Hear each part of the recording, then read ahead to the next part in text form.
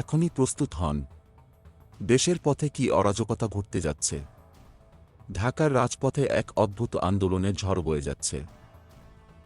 শাহবাগ এখন এক সংকটপূর্ণ জায়গা, যেখানে দাবি আদায়ের তুমুল হাঙ্গামায় পুরো শহর থমকে গেছে। কিন্তু এই ঝড় কি শুধু ঢাকায় সীমাবদ্ধ থাকবে? না, এর ভয়াল থাবা ছড়িয়ে পড়ছে দেশের প্রতিটি প্রান্তে। আর এই দাবির পসরা ছড়িয়ে যাচ্ছে সবার সামনে, যেখানে যৌক্তিকতা আর অযৌক্তিকতা মিলে সৃষ্টি হয়েছে এক ভয়াবহ পরিস্থিতি। রাস্তার সমস্ত যোগাযোগ ব্যবস্থা ভেঙে পড়েছে।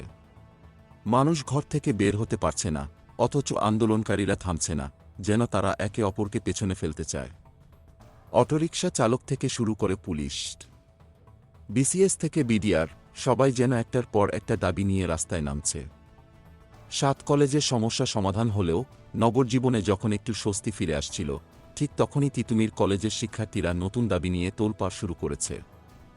তারা তো রাস্তায় অবরোধ করে নেমে পড়েছে আমরণ অনশনে। তাদের দাবি, তিতুমীর কলেজকে বিশ্ববিদ্যালয়ে রূপান্তর করা হবে। কিন্তু তাদের প্রশ্ন, এটা কি বাস্তবিকভাবে সম্ভব? এদিকে গাজীপুরের ডিজিটাল ইউনিভার্সিটির শিক্ষার্থীরা রাস্তায় নামলেন। তাদের দাবি, বিশ্ববিদ্যালয়ের নাম পরিবর্তন করতে হবে। আর কি দাবির খেলা! চাকরিচ্যুত পুলিশ সদস্যদের তৎপরতাও বাড়ছে। তারা বলছেন, আমরা হারানো চাকরি চাই। সচিবালয়ের সামনে তারা রাস্তায় নেমে আন্দোলন শুরু করেছে। তাদের অভিযোগ, পুলিশ সদর দপ্তর আমাদের মিথ্যা আশ্বাস দিয়েছে। আর এইসব বঞ্চিতদের আন্দোলন যেন এক ভয়াবহ সংকটে পরিণত হয়েছে, বিশেষ করে 2024 সালের অন্তর্বর্তী সরকারের উপর। 6 মাসে 31টি আন্দোলন সামলাতে হয়েছে সরকারকে। এখন প্রশ্ন উঠছে, ঢাকার মানুষের উপর এসব আন্দোলন আসলেই চাপিয়ে দেওয়া উচিত ছিল? আগামীকাল কি আরেকটি আন্দোলনের ঝড় উঠবে?